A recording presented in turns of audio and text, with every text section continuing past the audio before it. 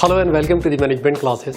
आज इस वीडियो में हम लोग जर्नल इक्विलिब्रियम एनालिसिस को डिस्कस करेंगे।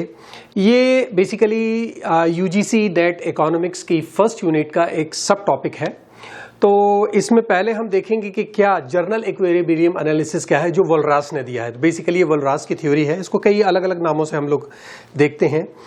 और उसके बाद फिर एक और पार्ट है इसी के अंदर, उसमें हम देखेंगे कि जर्नल इक्विलिब्रियम और पार्शियल इक्विलिब्रियम में क्या फर्क है। ठीक है, तो जैसा कि एक्चुअली ये वीडियोस दोनों जो मैंने अभी बताई हैं, वोल्रास का जर्नल इक्विलिब्रियम और इन दोनों का डिफरेंस जर्नल और पार्शियल इक्विलिब्रियम में, इन दोनों की वीडियो मैंने पहले से डाली हुई थी, लेकिन क्योंकि वो कनेक्ट नहीं हो पा रही थी कि किस तरह से वो इस यूजीसी नेट के सिलेबस के साथ आ जाएं, तो इसलिए मैंने उन्हीं वीडियो को इस एक वीडियो में करके और यूनिट का पार्ट बना के उसकी सब टाइटल की जो है उसका जर्नल इक्विलिब्रियम उस तरह से डाल दिया। ठीक है, तो ये जो आप दोनों वीडियोस देखेंगे अभी, वो दोनों पहले की हैं। ठीक है, तो देखिए पहले वोल्रास वाली और फिर उसका डिफरेंस। आज इस वीडियो में हम लोग वोल्रास सिस्टम ऑफ जर्नल इक्विलिब्रियम को डिस्कस करेंगे। देखिए इसको आपने देखा होगा, वोल्रास सिस्टम ऑफ जर्नल इक्विलिब्रियम कहते हैं इसको हम लोग, वोल्रास जर्नल इक्विलिब्रियम भी कहते हैं, या हम इसको खाली जर्नल इक्विलिब्रियम थ्योरी भी कहते हैं, या price and quantity determination in Walras system, अलग अलग नामों से हम इसको पुकारते हैं, सिस्टम एक ही है। ठीक है, ये बेसिकली एक मैक्रो इकोनॉमिक्स का फंक्शन है जो इकोनॉमी को एज ए होल रिप्रेजेंट करता है। यानी वोल्रास का जो सिस्टम है वो इंडिविजुअल यूनिट पे नहीं चलता, माइक्रो इकोनॉमिक्स पे नहीं चलता, जिसके अंदर हम लोग इंडिविजुअल यूनिट्स को लेकर काम करते हैं। ये पूरी इकोनॉमी को एज ए होल डिस्क्राइब करता है, इसीलिए हम इसको मैक्रो इकोनॉमिक थ्योरी या मैक्रो इकोनॉमिक मॉडल कहते हैं। ये डेवलप किया था फ्रेंच इकोनॉमिक्स थे जिनका पूरा नाम था लियोन वोल्रास। उन्होंने लेट 19th सेंचुरी के अंदर इसको डेवलप किया था। और बेसिकली ये मॉडल जो निकला था, ये एक तरीके का एक कंट्रास्ट किया गया था मार्शल के जो पार्शियल इक्विलिब्रियम सिस्टम था। क्योंकि मार्शल ने क्या किया था, मार्शल ने स्पेसिफिक सेक्टर्स या स्पेसिफिक मार्केट्स को लेके इक्विलिब्रियम दिखाया था। वोल्रास जो है वो पूरे सिस्टम को एक साथ दिखाते हैं। एक स्पेशलिटी जो है वोल्रास सिस्टम की वो ये है कि वोल्रास ये कहते हैं कि all price and all quantity in all the markets are determined simultaneously through their interaction with each other. ये बहुत मजेदार बात है। वो कहते हैं कि सारी जो प्राइस एंड क्वांटिटीज हैं वो सारी मार्केट्स में एक साथ डिटरमिन होते हैं। यानी एक मार्केट को अगर आप देखें कि उसका इक्विलिब्रियम निकल कर आ जाए, दूसरे का अलग निकल कर आए, तो अगर आप इंडिविजुअल देखेंगे तो निकल कर नहीं आएगा। जैसे मैं एक ऐसी ये एग्जांपल जो मैं दे रहा हूं अभी आपको, वो बेसिकली कहीं मिलेगा नहीं आपको। मैं सिर्फ आपको समझाने के लिए एक बात बता रहा हूं कि मान लीजिए हमारी इकोनॉमी के अंदर दो ही फर्म्स हैं, दो सेक्टर्स हैं बस। तो मान लीजिए यहां दो मार्केट हैं, एक मार्केट ये है और एक मार्केट ये है। अगर हम इन दोनों को देखें कि ये इंडिविजुअली दोनों इक्विलिब्रियम में है, तो क्या होगा इसका कि मान लीजिए इसमें सप्लाई 5 है और डिमांड भी 5 है, इसी तरह से इसमें भी सप्लाई 5 है और डिमांड भी 5 है।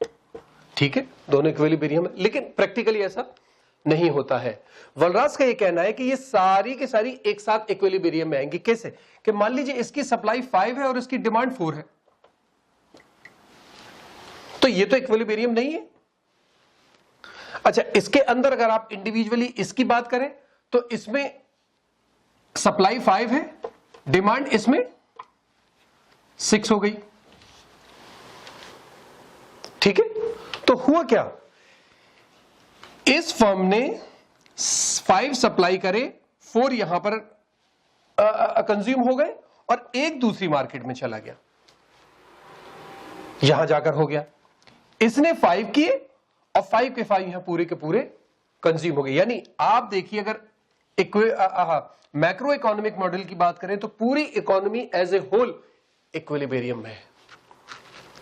यही वोल्रास कहते हैं। वोल्रास कहते हैं कि सारी मार्केट एक साथ इक्विलिब्रियम में आएंगी, इंडिविजुअल मार्केट इक्विलिब्रियम में नहीं आएगी। जितनी फर्म्स हैं, जितने फैक्टर्स ऑफ प्रोडक्शन हैं, जितनी कमोडिटीज हैं, ये सब के सब एक साथ इक्विलिब्रियम में आएंगे। यही वोल्रास का आइडिया है। और इस सिस्टम के लिए उन्होंने साइमल्टेनियस इक्वेशन का यूज किया। उन्होंने साइमल्टेनियस इक्वेशंस बनाई कि हर फॉर्म की, हर प्रोडक्ट की एक इक्वेशन है, वो सारी इक्वेशंस एक साथ आएंगी और मार्केट पूरी इकोनॉमी को इक्विलिब्रियम में आ जाएंगी। अब इस मॉडल पे जाने से पहले हम इसके अजम्पशंस को पढ़ लेते हैं कि इस मॉडल में अजम्पशन क्या है, उसके बाद हम इस मॉडल पे जाएंगे। और मैं बता दूं आपकी कन्वीनियंसी के लिए कि आप चाहें तो उसको जाकर पढ़ लीजिएगा। ये मॉडल मैंने कोर्टसेनिस की किताब से लिया है। A court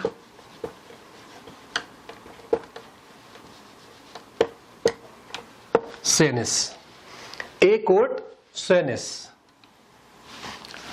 KOUTSOYIANNIS।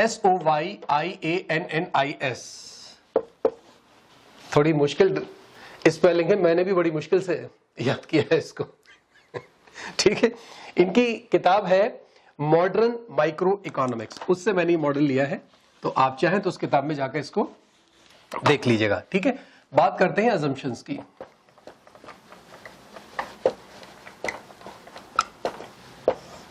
ठीक है, तो जैसे मैंने बताया पहले जो अजम्पशन हम 2 को लेकर चले हैं, तो सबसे पहले तो हम ले रहे हैं इसमें 2 फैक्टर्स हैं, 2 फैक्टर्स ऑफ प्रोडक्शन। ठीक है, उसके अंदर हम लोगों ने लेबर ले ली और कैपिटल। ये बार बार बच्चे, कुछ स्टूडेंट पूछते हैं कि कैपिटल के से क्यों रिप्रेजेंट करते हैं। थ्योरीज के अंदर हम कैपिटल को के से ही रिप्रेजेंट करते हैं। ठीक है, तो उसमें कंफ्यूज ना हो।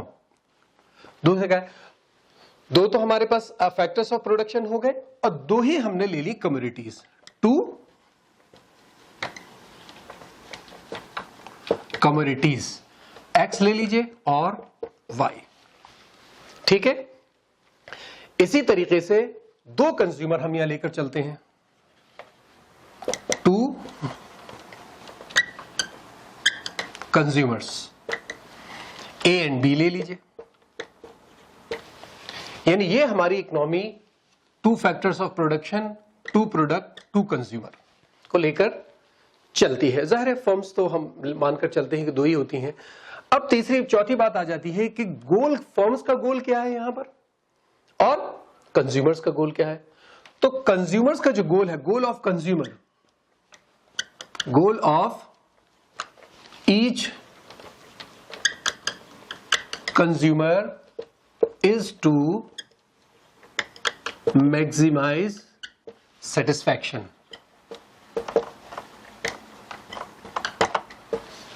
ठीक है, इसी तरीके से जो हमारी फर्म्स हैं उनका जो गोल होगा मैक्सिमाइज प्रॉफिट। ठीक है, यानी आप अपने इंटरेस्ट को मैक्सिमाइज कीजिए, फर्म अपने इंटरेस्ट को मैक्सिमाइज करेगी। तीसरी बात, factors of production are owned by the consumers, यानी जो एल एंड के है ये ओन्ड बाय कंज्यूमर्स।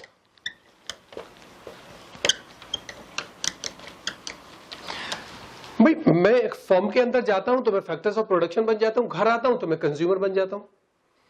ये है ना, मैं ही तो हूं, मैं ही काम कर रहा हूं, मैं ही खर्च कर रहा हूं। ठीक है, 7वां है फुल एम्प्लॉयमेंट लेवल।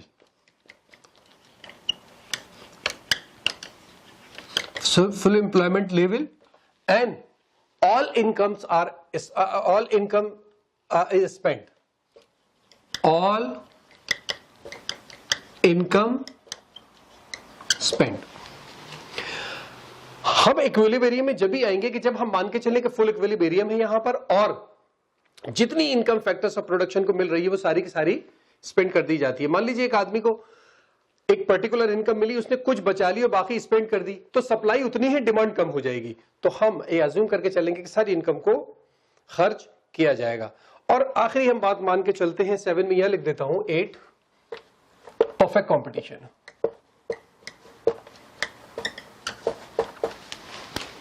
यहां हम मार्केट को मान के चलते हैं परफेक्टली कॉम्पिटिटिव मार्केट है, कमोडिटी भी और फैक्टर्स ऑफ प्रोडक्शन की भी। ठीक है, अब हम देखेंगे कि ये मॉडल काम कैसे करता है 2 को लेकर। हमें करना यह है कि इसमें हमें दोनों मार्केट का इंटरेक्शन दिखाते हुए दोनों मार्केट को एक साथ इक्विलिब्रियम पर लेकर आना है। अब ये मॉडल कब इक्विलिब्रियम पर पहुंचेगा, उसके लिए दो चीजें हैं कि जो हमारी फोर मार्केट से, पहली बात जो हमारी फोर मार्केट कौन सी है, 2 कमोडिटी मार्केट है और 2 फैक्टर्स ऑफ प्रोडक्शन की मार्केट है। दोनों मार्केट क्लियर हो जाएंगी, यानी दोनों मार्केट का फैक्टर्स ऑफ प्रोडक्शन भी पूरे बिक जाएंगे और कमोडिटी भी पूरी बिक जाएगी। दूसरी बात, जो पार्टिसिपेंट्स हैं हमारे, चाहे वो फर्म्स हो या कंज्यूमर हो, वो एक साथ साइमल्टेनियसली इक्विलिब्रियम पर आएंगे। ठीक है, ये दो बातें जब मिल जाएंगी तो हमारी इकोनॉमी इक्विलिब्रियम पर पहुंच जाएगी। और जो हमारे कंज्यूमर्स हैं या फर्म्स ओनर हैं, यानी जाहिर है वो डिसीजन मेकर हैं, वो decision maker, individual decision maker का जो बिहेवियर होगा वो सब एक सेट ऑफ इक्वेशन से रिप्रेजेंट किया जाएगा। आज मैं कितना खरीद रहा हूं, कितने फैक्टर्स ऑफ प्रोडक्शन बेच रहा हूं, फर्म कितने फैक्टर्स ऑफ प्रोडक्शन खरीद रही है और कितना प्रोडक्ट को सेल कर रही है, हर एक की अपनी इंडिविजुअल इक्वेशन होगी। अब मान के चलिए, देखिए यहां पर फर्म का या इंडिविजुअल्स का, कंज्यूमर्स का डबल रोल होगा। कैसे होगा? आप पहले इंडिविजुअल की बात करें, यानी कंज्यूमर की बात करें। आप पहले कंज्यूमर है, पहली बात कंज्यूमर जो है वो डिमांड करेगा कमोडिटी को। कंज्यूमर कमोडिटी को डिमांड करेगा, नहीं करेगा? दूसरी चीज, कंज्यूमर सप्लाई करेगा फैक्टर्स ऑफ प्रोडक्शन को। ठीक है, अब इनके अलग अलग फंक्शंस बनेंगे। जितनी डिमांड है उतने फंक्शंस, जितनी सप्लाई है उनके फंक्शंस। ठीक है, इसी तरह फर्म को ले लीजिए आप। फर्म भी कुछ डिमांड करेगी, कुछ सप्लाई करेगी। क्या डिमांड करेगी? वो डिमांड करेगी फैक्टर्स ऑफ प्रोडक्शन को और सप्लाई करेगी कमोडिटी को। ठीक है, जब ये सारी चीजें एक साथ मिल जाएंगी तो इक्विलिब्रियम निकल कर आएगा। इस मॉडल की एक जो खास कैरेक्टरिस्टिक है वो यही है कि यहां साइमल्टेनिटी है और इंटरडिपेंडेंसी है। ये सब एक दूसरे, ऐसा नहीं होगा कि एक मार्केट के अंदर एक फर्म अलग अपने आप को इक्विलिब्रियम पे ले आएगी और एक कंज्यूमर अलग अपने आप को ले आएगा। नहीं, सारी फर्म्स, सारे कंज्यूमर एक साथ इक्विलिब्रियम पर आएंगे। ठीक है, अब इनसे मिलकर मिलियंस ऑफ साइमल्टेनियस इक्वेशंस आपकी बन सकती हैं और उन सब को हम क्या कहेंगे? अननोन्स। ये जो मिलियंस ऑफ इक्वेशन बनेंगी इनको हम कहेंगे अननोन्स। क्योंकि अभी तो हम ये देख रहे हैं कि कितनी इक्वेशंस बनेंगी वो अननोन कहलाएंगी, और जब हम चेक कर लेंगे कि हां इतनी इक्वेशंस बन रही हैं तो उन अननोन्स की जगह हमारी इक्वेशंस आ जाएंगी। ठीक है, क्योंकि मिलियंस कैसे बनेगी? अब ये देखिए ना, जितने कंज्यूमर हैं वो कंज्यूमर जितने प्रोडक्ट को यूज कर रहे हैं हर एक की एक एक होगी। मैं अगर 10 प्रोडक्ट यूज करता हूं तो 10 इक्वेशंस बनेंगी और 10 फैक्टर्स ऑफ प्रोडक्शन में दे रहा हूं, मैं इधर भी पैसा लगा रहा हूं, उधर भी लगा रहा हूं, लेबर भी कर रहा हूं, ये भी कर रहा हूं, तो उनकी अलग बनेगी। ऐसे ही फर्म्स है, फर्म जितने लोगों को जितना प्रोडक्ट बेच रही है उन सबकी उतनी ही इक्वेशंस बनेंगी। तो ये मिलियंस ऑफ इक्वेशंस बन जाएंगी। यानी जो प्राइस और क्वांटिटी है वो सब फैक्टर्स इनपुट के बराबर होनी चाहिए, वहीं हमें जाकर इक्विलिब्रियम मिलेगा। अब देखिए यहां पर ये आप मानिए कि हमें उतनी ही कमोडिटी या फैक्टर्स ऑफ प्रोडक्शन चाहिए जितनी मार्केट है। Means as many market we required, as many market as the commodity as well as the number of factors of production. और हर मार्केट के अंदर 3 फंक्शंस होंगे। जितनी भी मार्केट बनकर आएंगी, एक तो मार्केट बहुत सारी है, फिर हर मार्केट में 3 फंक्शन बनेंगे, इसलिए मिलियंस जाकर बैठेंगे। यानी 3 तो एक इसके लिए मैं बता रहा हूं, वो हर प्रोडक्ट की अलग अलग होंगी। जैसे जो 3 फंक्शन बनेंगे हर मार्केट के अंदर, जो 3 फंक्शन बनेंगे उसमें पहला क्या होगा? डिमांड फंक्शन बनेगा। डिमांड फंक्शन हो गया पहला, ठीक है। दूसरा सप्लाई फंक्शन हो गया, ठीक है। तीसरा देखिए डिमांड फंक्शन तैयार है आपका और सप्लाई फंक्शन भी तैयार है। जब इन दोनों को मिलकर एक फंक्शन बनेगा तो वहां पर हमारा प्रोडक्ट पूरा बिक चुका होगा या हमारे जो फैक्टर्स ऑफ प्रोडक्शन है वो पूरे एम्प्लॉय हो चुके होंगे। तो एक फंक्शन जो इनका बनकर आएगा उसको हम कहते हैं clearing the market equation. Clearing the market equation. हर जगह आपके ये तीन फंक्शन बनकर आएंगे और ये तीनों फंक्शन रिप्रेजेंट करेंगे कि जो आपकी क्वांटिटी डिमांडेड है वो क्वांटिटी सप्लाई के इक्वल है, तभी हमारी पूरी इकोनॉमी इक्विलिब्रियम पर जाएगी। यानी जो हमारे नंबर ऑफ डिमांड फंक्शन है that must be equal to the number of consumer, और इसी तरीके से जो हमारे नंबर ऑफ सप्लाई फंक्शन है that must be equal to the number of firms, वही फर्म जो इन प्रोडक्ट को प्रोड्यूस कर रही है, ठीक है। अब देखिए फिर मैं उसको लिखूं तो थोड़ा आसान हो जाएगा आपको कि देखिए अब जो हमारे फंक्शंस बन रहे हैं यानी जो हमारे नंबर ऑफ डिमांड फंक्शन बनेंगे वो कितने होंगे। नंबर ऑफ, शॉर्ट में लिख रहा हूं मैं खाली डी, डिमांड फंक्शन, ये कितने होने चाहिए। नंबर ऑफ डिमांड फंक्शन हमारे कितने बनेंगे। पहले तो हम देखें नंबर ऑफ फर्म कितनी है, नंबर ऑफ फर्म, और फिर हम ये देखें कि वो फर्म कितने प्रोडक्ट को प्रोड्यूस कर रही है। कमोडिटी, नंबर ऑफ कमोडिटी, ये हमारा डिमांड फंक्शन निकल कर आएगा, ठीक है। और इसी तरीके से सप्लाई फंक्शन निकल कर आएगा। जो हमारा सप्लाई फंक्शन होगा क्यों, number of consumer who own this factor of production. एक फर्म है ना, एक फर्म एक ही प्रोडक्ट बनाएगी, ठीक है। तो यहां देखिए आपके दो प्रोडक्ट हो गई और दो कंज्यूमर हो गए, चार बनेगा और दो यहां भी बनकर आएंगे। इस तरीके से आपके फंक्शंस बनते चले जाएंगे। अब नेसेसरी कंडीशन क्या है, नेसेसरी है लेकिन सफिशिएंट नहीं है कि जितने भी हमारे पास अननोन है उतने ही इंडिपेंडेंट फंक्शंस होने चाहिए। अननोन हमने देखे, अभी हम निकालेंगे, अभी कैलकुलेट करेंगे अननोन कितने।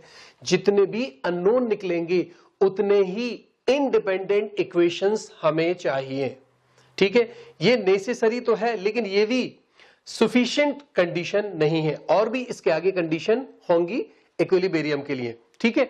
अब हम मान के चलें कि जनरल इक्विलिब्रियम के लिए हमें क्या करना है कि पहले सबसे पहले हमें अपनी इकोनॉमी को सिस्टम ऑफ इक्वेशंस में डिस्क्राइब करना होगा। हम अपनी इकोनॉमी को पूरी को सिस्टम ऑफ इक्वेशंस में डिस्क्राइब करेंगे। हम देखेंगे कि कितने हमारी इकोनॉमी के अंदर अननोन बनकर आएंगे और कितने फंक्शंस निकलकर आएंगे, क्या वो दोनों सिमिलर हैं।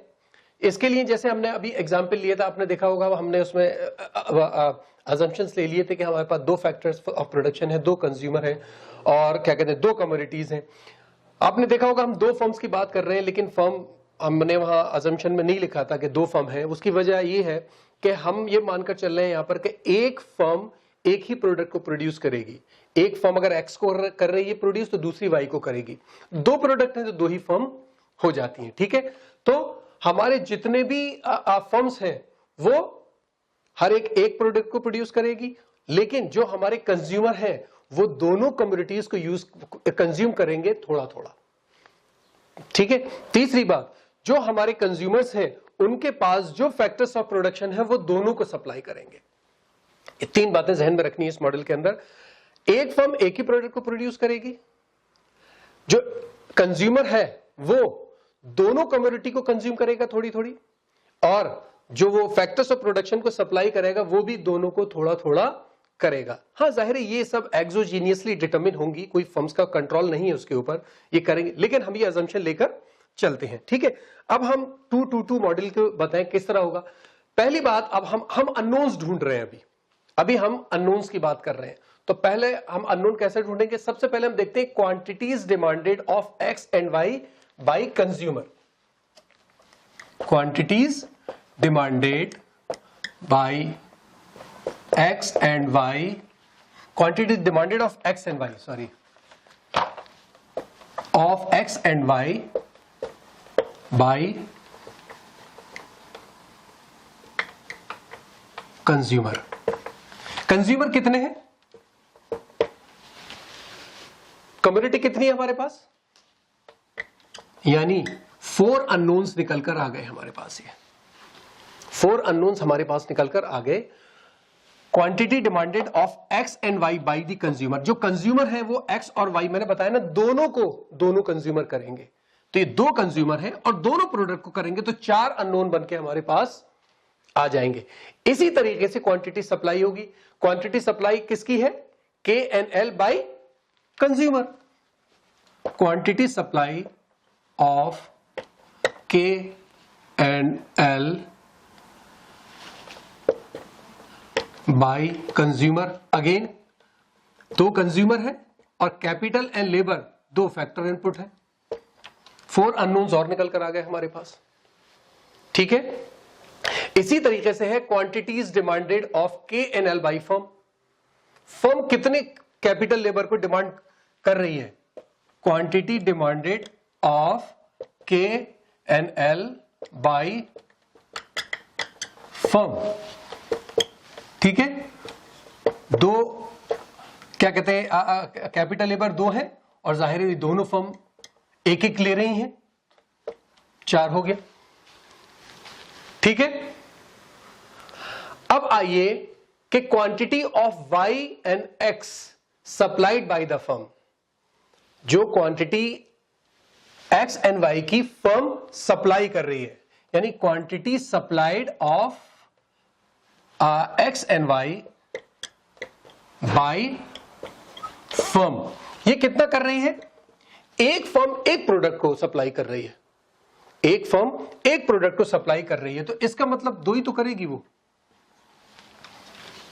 ठीक है, एक फर्म एक प्रोडक्ट मैंने बताया सप्लाई करिए, तो 2 फर्म है तो 2 प्रोडक्ट सप्लाई हो जाएंगे। ठीक है, इसी तरीके से price of commodity Y and K, price of X and Y, X और वाई जो प्रोडक्ट है हमारे, उसकी प्राइस कितने होंगे? 2 प्रोडक्ट हैं तो 2 ही तो प्राइस होंगे। इसी तरीके से price of labour and capital, capital labour, 2 he product हैं 2 ही प्राइस होंगे। अब जब आप इसको प्लस करेंगे तो 18 आएगा। ये क्या है? यानी 18 अननोन्स हमारे पास हैं।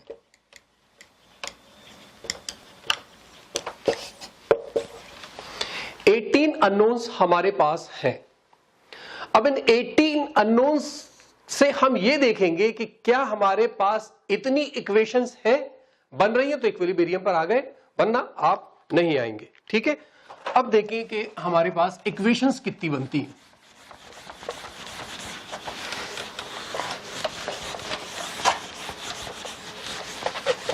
जो अभी हमने ये सारी चीजें करी हैं उन्हीं से इक्वेशन बन जाएगी। ठीक है, सो सबसे पहली इक्वेशंस हम कौन सी देखेंगे? फंक्शंस कौन सा देखेंगे? Demand function of consumer. सबसे पहले कंज्यूमर डिमांड देखी थी हमने, तो यहां हम देखेंगे डिमांड फंक्शंस ऑफ कंज्यूमर। कितने कंज्यूमर है हमारे पास? 2। डिमांड कितने प्रोडक्ट की? 2। 4 इक्वेशंस तो हमारे पास ये निकल कर आ गई।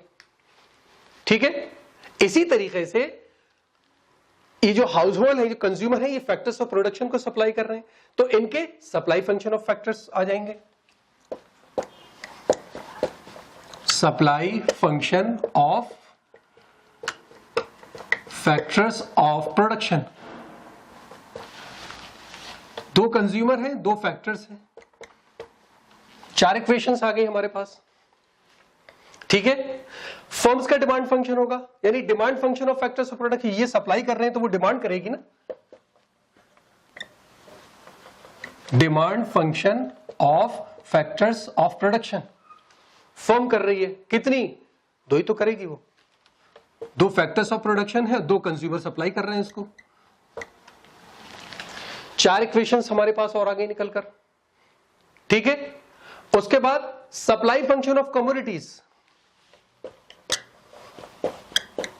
Supply function of commodities.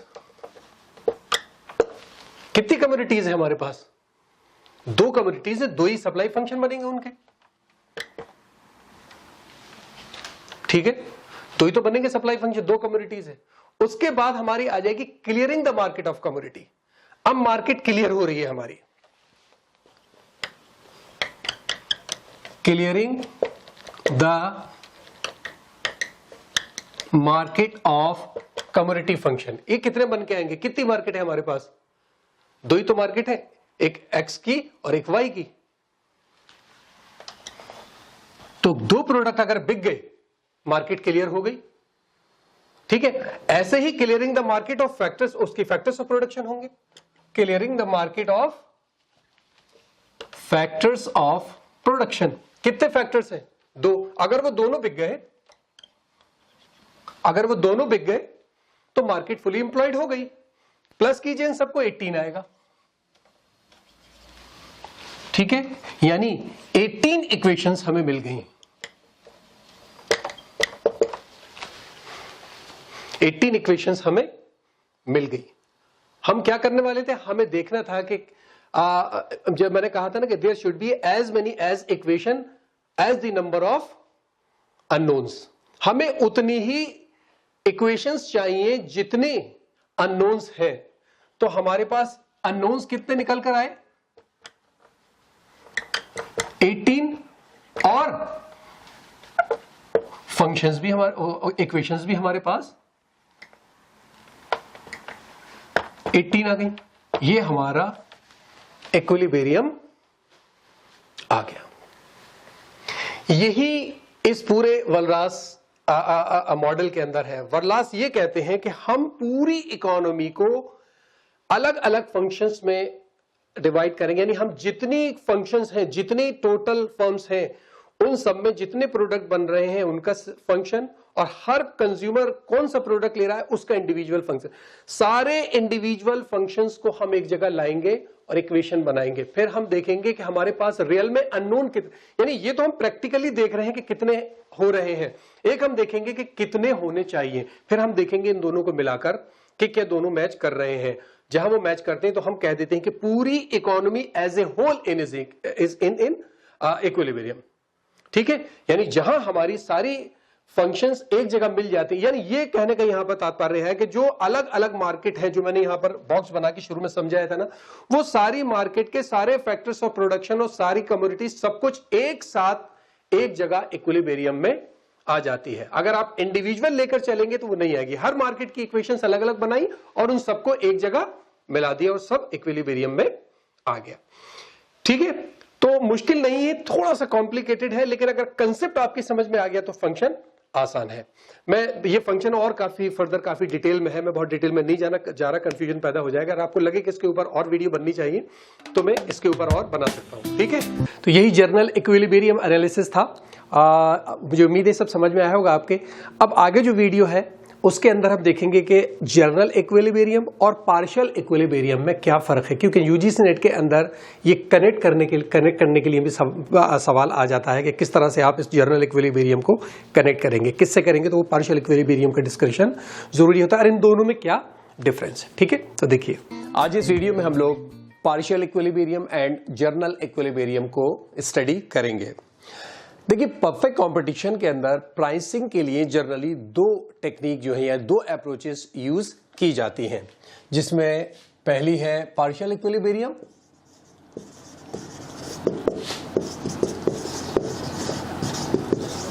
और दूसरी है, ये बेसिकली अल्फ्रेड मार्शल ने दी है, और दूसरी है जनरल इक्विलिब्रियम, ये वॉलरास ने दी है, ठीक है। ये दो equilibrium approaches generally perfect competition के अंदर प्राइसिंग में यूज की जाती हैं। अब हम इन दोनों को ब्रीफली एक्सप्लेन करेंगे। पहले हम पार्शियल को देखेंगे, उसके बाद फिर हम जर्नल को देखेंगे। देखिए, सबसे पहले यह सवाल उठता है कि इस इक्विलिब्रियम को पार्शियल कहते क्यों हैं? पार्शियल जनरली कहा जाता है हिस्सा या इनकम्प्लीट। तो हम यहां पर ये कहकर चल रहे हैं कि ये इक्विलिब्रियम कंप्लीट इक्विलिब्रियम नहीं है, ये इक्विलिब्रियम का एक पार्शियल है, एक हिस्सा है। इसलिए क्यों कहते हैं इसको? क्योंकि इसके अंदर हम मानकर चलते हैं कि जो चीज सिर्फ प्राइस को डिटरमिन कर रही है, जैसे डिमांड, सप्लाई एंड प्राइस, इन तीन चीज के अलावा बाकी सारी चीज अनचेंज है, बाकी चीज इफेक्ट नहीं करती हैं। यानी जब हम किसी भी कमोडिटी के प्राइस को डिटरमिन करते हैं तो हम मान के चलते हैं कि price of other goods, taste, fashion, जो भी कुछ है, ये सारी चीजें कांस्टेंट रहती हैं। इसी वजह से हम ये मानकर चलते हैं कि ये पार्शियल इक्विलिब्रियम है। इसके अंदर हम जर्नल इक्विलिब्रियम को नहीं लेते, हम सारी चीजों के इफेक्ट को स्टडी नहीं कर सकते। यहां हम मानकर चलते हैं कि सारी कम्युनिटीज इंटरडिपेंडेंट नहीं होती हैं, सब ये अलग अलग होती हैं और अलग अलग ही इनके प्राइसेस को डिटरमिन किया जाता है। इसलिए मार्शल ने इसको अपने वर्ड्स में एक्सप्लेन किया है, जिसके ट्रांसलेशन मैं आपको बता रहा हूं। वो कहते हैं कि हम जिस वक्त प्राइस को डिटरमिन करते हैं तो हम बहुत सारी सोर्सेस को स्टडी करते हैं। यानी जाहिर है, देखिए, सोर्सेस को स्टडी करने का मतलब तो ये होगा कि हम प्राइस को देखते हैं, है ना। प्राइस के अलावा हम डिमांड देखते हैं, सप्लाई देखते हैं, इसके बाद टेस्ट देखते हैं, fashion, price of related goods और बहुत सारी चीजें हैं। ये मैंने ऐसे लिख रहा हूं, बहुत सारी चीजें हैं जिसको हम स्टडी करते हैं। तो मार्शल कहते हैं कि हम बहुत सारी सोर्सेस को डील करते हैं और उसके अंदर कुछ बेस्ट को हम एनालाइज करते हैं एक टाइम के अंदर। हम सारी चीजों को नहीं करते, जैसे जर्नली हम इन तीन को एनालाइज करते हैं, इन सबको बाकी जो है वो नहीं करते। इसमें हम क्या करके ले आते हैं? Other things are remain constant, ठीक है। और एक टाइम में क्योंकि हम कुछ चीजों को करते हैं इसलिए पार्शियल हो गया, और इसी से हम क्या करते हैं? हम नंबर ऑफ पार्शियल सॉल्यूशंस निकालते हैं, जो कि हमारी मेन स्टडी में एक एडिशंस होते हैं। यानी बहुत सारे अलग अलग सॉल्यूशंस को हम लोग निकालते हैं। हम करते क्या है?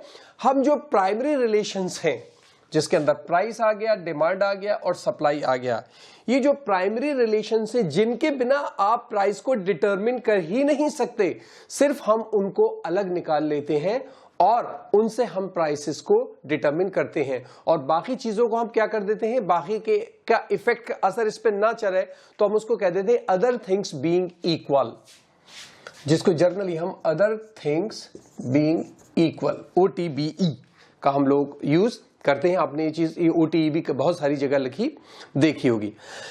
लेकिन OTEB का बेसिकली जर्नली ये मतलब जर्नली नहीं होता कि साहब ये इनएक्टिव हैं।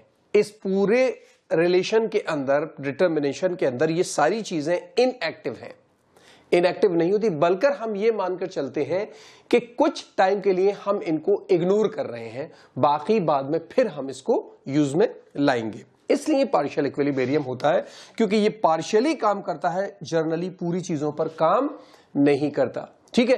तो इसी से हम अपने डिमांड फंक्शन को, किसी भी एक कमोडिटी के डिमांड फंक्शन को ड्राइव करते हैं, जहां हम मानकर चलते हैं कि बाकी अदर चीज जो होती है, other things like price of other commodity, taste, income, इसके अंदर इनकम भी बहुत इंपॉर्टेंट आती है।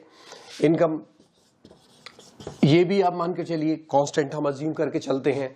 ये सारी चीजें हम कांस्टेंट मानकर चलते हैं, तो इसी से हम एक फंक्शन को ड्राइव कर लेते हैं। डिमांड फंक्शन हो गया, सप्लाई कर भी इसी तरीके से कंस्ट्रक्ट किया जाता है। वहां हम मानकर चलते हैं कि प्राइस ऑफ अदर कमोडिटी, जिसके अंदर आ जाता है प्राइस ऑफ रिसोर्सेज, यानी फैक्टर्स ऑफ प्रोडक्शन को हम मान के चलते हैं कि वो कांस्टेंट रहेंगे, उनके अंदर कोई चेंज नहीं आएगा, ठीक है। इस तरीके से मार्शल ने जो अपना पार्शियल इक्विलिब्रियम को एक्सप्लेन किया, उन्होंने ये बात कही कि किसी भी एक कमोडिटी के जब आप प्राइस को डिटरमिन करते हैं तो वहां पर डिमांड सप्लाई का इंटरेक्शन होता है, दूसरी चीजें इक्वल हम मानकर चलते हैं।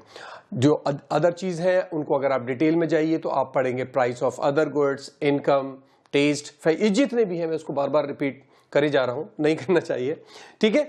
तो बेसिकली ये सब क्या है, अब मैंने जो अभी रिपीट किया उसका मकसद क्या, ये सब है क्या, ये बेसिकली आपके पास एक डेटा है। ये तो आप लेकर चल रहे हैं सारी चीजें, ऑफ कोर्स ये भी डेटा ही है, लेकिन ये डेटा तो आप यूज कर रहे हैं, ये आपके पास एक गिविंग डेटा होता है जिसके लिए प्राइस आउटपुट इक्विलिब्रियम निकालने के लिए इस डेटा की जरूरत होती है। ये एक डेटा सिस्टम होता है जिससे कि हम प्राइस आउटपुट के इक्विलिब्रियम को डिटरमिन करते हैं। अगर आप इस डेटा को चेंज कर देते हैं, यानी आप अगर अदर थिंग्स पूरा डेटा अगर आप चेंज कर रहे हैं, तो आप एक नए इक्विलिब्रियम पर पहुंच जाते हैं या नए सप्लाई कर्व पर पहुंच जाते हैं।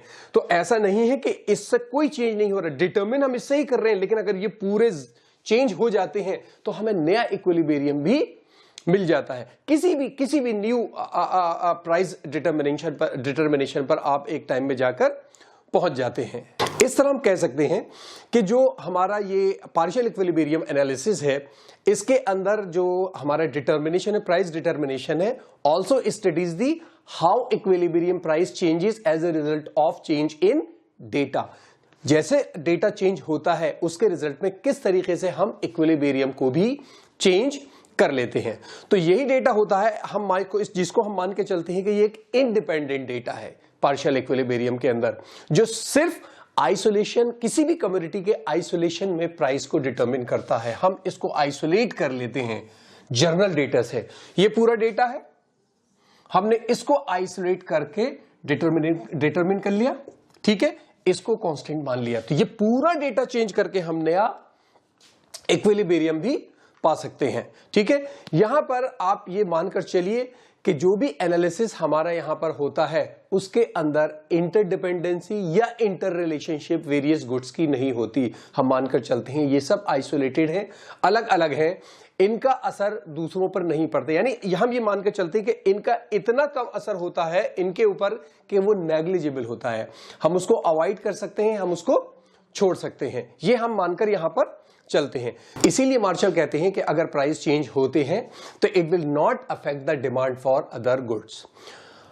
मार्शल की इस चीज पर लिप्से ने, जो प्रोफेसर लिप्से हैं, उन्होंने अलग बात कही। उन्होंने कहा कि ये जितने भी पार्शियल इक्विलिब्रियम होते हैं ये बेसिकली बेस करते हैं अजम्पशंस पर, जिसको हम लोग कहते हैं citrus paribus, other things being equal, OT BP जिसको हम लोग कहते हैं। तो उनका प्रोफेसर लिप्से का कहना है कि ये सारे इक्विलिब्रियम इसी पर जाकर डिपेंड कर रहे हैं, ठीक है। लेकिन उनका कहना यह है लिप्से का कि जो एक फैक्टर है वो दूसरे फैक्टर, एक change in a one factor affect the change in some other factors as well. कोई भी एक फैक्टर है, अगर उसके अंदर कोई चेंज आ रहा है तो वो दूसरे फैक्टर को जरूर चेंज करेगा। तो यहां क्या मैटर करता है कि इकोनॉमी के अंदर जो चेंजेस आते हैं वो सिग्निफिकेंटली स्मॉल होते हैं। हम ये मानकर चल रहे हैं स्मॉल होते हैं, डिफ्यूज किए जा सकते हैं, और इसलिए उनके इफेक्ट इनके ऊपर हम लोग इग्नोर कर देते हैं। That's why it is called a partial equilibrium. It's not a general equilibrium. If we talk about the general equilibrium, all the factors are to be taken care of. अगर हम journal equilibrium की बात करेंगे तो सारे के सारे factors एक साथ काम करेंगे, ठीक है। अब बात करते हैं पार्शियल इक्विलिब्रियम की, जर्नल इक्विलिब्रियम की। ये अभी हमने पार्शियल पढ़ा, और अब हम बात करेंगे जर्नल की, कि इसके अंदर सारे के सारे फैक्टर्स, यानी सारे फैक्टर्स एक साथ इक्विलिब्रियम कैसे होते हैं। जनरल इक्विलिब्रियम, ठीक है, जैसे मैंने बताया ये वोलरास ने दिया है, ठीक है, और इसीलिए इसको वोलरासियन जर्नल इक्विलिब्रियम भी कहते हैं, जो कि एक्सप्लेन करता है functioning of the macro economy as a whole. मैंने जैसे बताया ना कि सारे फैक्टर्स को एक साथ लेके चलता है, इसलिए ये पूरी इकोनॉमी क्यों करता है। ये ऐसा नहीं करता कि इन्होंने जो है वो कलेक्शन ऑफ इंडिविजुअल मार्केट्स की फिनोमेना को लिया और बता दिया कि साहब ये 4 मार्केट मिल गई मिलकर ये इक्विलिब्रियम निकला है। नहीं, ये पूरी कंट्री को लेके चलते हैं कि पूरी कंट्री के अंदर सारी कम्युनिटीज एक साथ कैसे इक्विलिब्रियम आती हैं। ऐसा नहीं होता कि हम एक को ले लें दूसरे को ले लें, अगर एक इक्विलिब्रियम पर है तो दूसरा मार्केट भी इक्विलिब्रियम में होना चाहिए। तो वलरास ने ये थ्योरी डेवलप की थी। ये वलरास बेसिकली एक फ्रेंच इकोनॉमिस्ट थे जिन्होंने 19वीं सेंचुरी के अंदर ये थ्योरी डेवलप की थी। ये थ्योरी बनाई गई थी पार्शियल इक्विलिब्रियम के कंट्रास्ट में, मार्शल वाली के, क्योंकि मार्शल ने तो कहा कि नहीं हम बाकी सेक्टर्स को मानेंगे कि वो इफेक्ट नहीं करते हैं, लेकिन वलरास ने कहा कि नहीं सारी चीजें इफेक्ट की जाती। एक डिबेट थी बहुत ज्यादा उस टाइम के ऊपर कि साहब पार्शियल इक्विलिब्रियम तो कहता है कि बाकी चीजें कांस्टेंट रहेंगी, अगर बाकी चीजें कांस्टेंट हैं तो इनका असर कहां चला जाएगा। ये एक बहुत ही ज्यादा डिबेटेबल प्रॉब्लम, इकोनॉमिक प्रॉब्लम थी जिस पर बात चलती चली जा रही थी। यानी इस वक्त तक जब तक ये जर्नल इक्विलिब्रियम वलरास ने डेवलप की, इस वक्त तक इसका कोई आंसर नहीं था। इस टाइम में आकर वलरास ने ये थ्योरी दी जो कि इसका एक जवाब था, जहां पर पार्शियल इक्विलिब्रियम जो इंडिविजुअल मार्केट के अंदर है उससे हटाकर उन्होंने कहा कि नहीं यहां पर एक जर्नल इक्विलिब्रियम भी हो सकता है। इसी जगह से एक नई थ्योरी मार्केट के अंदर आ गई। अच्छा, ये भी माना जा रहा है ना इस वक्त हम पार्शियल इक्विलिब्रियम के अंदर ये मानकर चल रहे हैं कि साहब अदर फैक्टर्स का जो इफेक्ट है वो नेग्लिजिबल है, इसलिए हमने उनको कांस्टेंट मान लिया, उनको हमने मान लिया कि इग्नोर कर रहे हैं हम उनको कुछ टाइम के लिए। लेकिन अगर मान के चलिए कि इफेक्ट बहुत ज्यादा है, ये तो हमने अज्यूम किया ना कि इफेक्ट कम है, लेकिन इफेक्ट अगर बहुत ज्यादा है, चीजें गुड्स जो है वो इंटर रिलेटेड है, सब्स्टिट्यूट गुड्स हैं, कॉम्प्लीमेंट्री गुड्स हैं, ये बहुत ज्यादा इंटर रिलेटेड है एक दूसरे से, तो इसका मतलब वहां पर फिर पार्शियल इक्विलिब्रियम तो अप्लाई नहीं कर पाएगा, क्योंकि पार्शियल इक्विलिब्रियम तो कहता है कि इफेक्ट थोड़ा सा होना चाहिए, हम इग्नोर कर देंगे। लेकिन अगर इफेक्ट ज्यादा है, प्रोडक्ट जो है वो इंटर रिलेटेड है, सब्स्टिट्यूट्स हैं, कॉम्प्लीमेंट्री हैं, तो उन पर ज्यादा असर पड़ेगा। उसके लिए भी इस वक्त बहुत जरूरत थी कि एक जर्नल इक्विलिब्रियम अप्रोच आए, और जर्नल इक्विलिब्रियम इस टाइम वलरास ने दी, जिसने इन सारे सवालों का जवाब दिया, जो ये कहती है कि जो हम प्राइस और क्वांटिटी को डिटरमिन करते हैं वे म्यूचुअल और साइमल्टेनियस होता है। यानी म्यूचुअल आपस में सब में एक साथ, और एक साथ साइमल्टेनियसली डिटर्मिनेशन होता है। यानी सारी गुड्स पूरी कंट्री के अंदर एक साथ इक्विलिब्रियम पर आती हैं। यहां पर वलरास मानकर चलते हैं कि कोई भी कमोडिटी का प्राइस जो है, अगर आप उसको डिटरमिन कर रहे हैं तो वो दूसरी प्रोडक्ट के प्राइस से इंडिपेंडेंट नहीं है, वो उस पर डिपेंड करता है, उसका असर इसके ऊपर आ गया। यानी अगर किसी प्राइसेस के अंदर चेंजेस आ रहे हैं, यानी एक एक्स गुड्स को ही आप मान लीजिए, अगर एक्स गुड्स के अंदर कोई चेंज आ रहा है तो वो चेंजेस जो हैं किसी दूसरी प्रोडक्ट के प्राइस और क्वांटिटी की डिमांड को असर जरूर करेगा। या दूसरी तरीके से आप ये भी कह सकते हैं कि अगर किसी प्रोडक्ट के अंदर प्राइस और क्वांटिटी के अंदर चेंज आ रहा है तो वो अफेक्ट करेगा आपके एक्स क्वांटिटी की डिमांड को। यानी इंटरडिपेंडेंट है, इंडिपेंडेंट नहीं है। यहां पर यही चीज को दिया गया है। जर्नल इक्विलिब्रियम कहता है कि सब इंटरडिपेंडेंट है।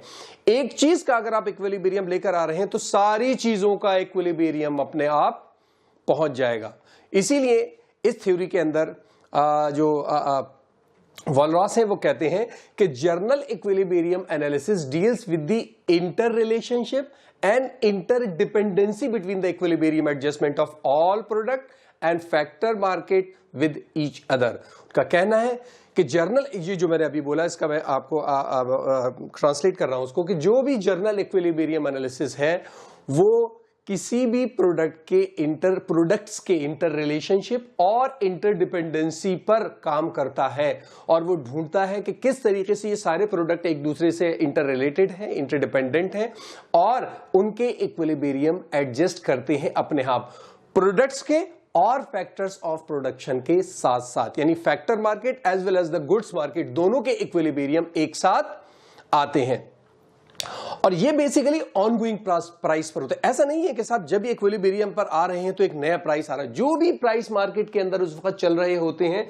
उन्हीं प्राइस पर ये अपना काम करते हैं। जो क्वांटिटी डिमांडेड है किसी भी प्रोडक्ट की वो इक्वल होती है उसकी सप्लाई से। यानी इसके अंदर आपकी जो डिमांड है किसी भी प्रोडक्ट की वो सप्लाई से इक्वल हो जाती है सारी के सारी एक साथ। इसमें गुड्स मार्केट भी होती है और फैक्टर मार्केट भी होती है। इसलिए हम लोग यहां कहते हैं कि price of all goods affect the quantity demanded of each good, यानी एक गुड्स के प्राइस सारे प्रोडक्ट की क्वांटिटीज को इफेक्ट करती है। यानी एक प्राइस चेंज होगा, डिमांड सारे प्रोडक्ट्स की इफेक्ट करेगी उससे। या आप आगे चल के ये भी कहिए कि सारे फैक्टर्स ऑफ प्रोडक्शन के प्राइसेस जो हैं वो उसकी क्वांटिटी की सप्लाई से इफेक्ट करते हैं। कोई भी प्रोडक्ट है, उसकी एक प्रोडक्ट की अगर क्वांटिटी में कोई चेंज आ रहा है तो सारे प्रोडक्ट की सप्लाई पर असर पड़ेगा। तो एक तो इक्वेशन इसी से बनकर आती है जो मैंने बताया कि साहब ये जो हमने मान के चला कि सारे फैक्टर्स असरअंदाज हो रहे हैं और कलेक्टिवली, म्यूचुअली, साइमल्टेनियसली सब एक साथ इक्विलिब्रियम पर आ रहे हैं। लेकिन इसके साथ यहां और भी इक्वेशंस बनती हैं which determines the price of each of the factors of production. यानी इन इक्वेशंस के साथ हम हर फैक्टर के प्रोडक्शन, हर फैक्टर के जो फैक्टर्स ऑफ प्रोडक्शन है उसके प्राइसेस को भी डिटरमिन करके चलते हैं। ठीक है, यानी किसी भी एक इक्वेशन की डिमांड एंड सप्लाई में अगर चेंज आ रहा है तो वो सारी इक्वेशंस को चेंज करेगा, सारे प्रोडक्ट की प्राइस और क्वांटिटी पर चेंज लेकर आएगा। ठीक है, और फाइनली एज ए रिजल्ट जो सिस्टम होता है will tend to move to the new general equilibrium. जब इस सारी चीजों पर चेंज आएगा, एक में चेंज हुआ, एक के चेंज से वो सारे के सारे प्रोडक्ट पर, सारी डिमांड पर, सप्लाई पर असर डालता है और कंप्लीट सिस्टम के अंदर एक न्यू इक्विलिब्रियम जनरेट हो जाता है। यही जर्नल इक्विलिब्रियम कहलाता है। शॉर्ट में आप बस इतना समझिए कि पार्शियल इक्विलिब्रियम के अंदर हम कहकर चलते हैं, माने एक दिमाग, कोई भी हम एक इक्विलिब्रियम निकाल रहे हैं, किसी भी चीज का हम एक इक्विलिब्रियम अगर निकाल कर लेकर चल रहे हैं तो हम मानते हैं कि उसके अंदर सपोज कर लीजिए 1 2 3 4 5 6 7 8 9 10 फैक्टर है। एग्जाम्पल 10 फैक्टर हैं। जर्नल इक्विलिब्रियम कहकर चलता है कि साहब हम जो मेन फैक्टर हैं उन पर हम काम कर लेंगे, बाकी को हम मान के चलेंगे कि ये जो है नॉट चेंज। ठीक है, पार्शियल के अंदर। लेकिन जर्नल इक्विलिब्रियम के अंदर हम कहते हैं कि नहीं, इनके जो, अच्छा पार्शियल में क्यों कहते हैं, वो कहते हैं कि इनके इफेक्ट्स बहुत हल्के हैं, थोड़े हैं तो असर नहीं पड़ेगा ज्यादा। जर्नल इक्विलिब्रियम कहता है कि इनके जो इफेक्ट्स हैं वो बहुत ज्यादा हैं, ज्यादा इफेक्ट कर रहे हैं। अगर वो ज्यादा इफेक्ट कर रहे हैं तो फिर ये मान के चलिए कि अब आपको सारे इक्विलिब्रियम के चेंजेस को लाना पड़ेगा। एक चेंज होगा तो वो सारे चेंज होंगे, इसलिए वो मान के चलते हैं कि साहब अगर एक चेंज हो रहा है तो सारे के सारे चेंज होंगे और एक नया इक्विलिब्रियम आ जाएगा। इसीलिए इसको जर्नल इक्विलिब्रियम कहा जाता है। ठीक है, मुझे उम्मीद है समझ में आया होगा। कोई प्रॉब्लम हो तो मुझे कमेंट बॉक्स में बताइएगा। इस वीडियो में इतना ही। Thank you so much.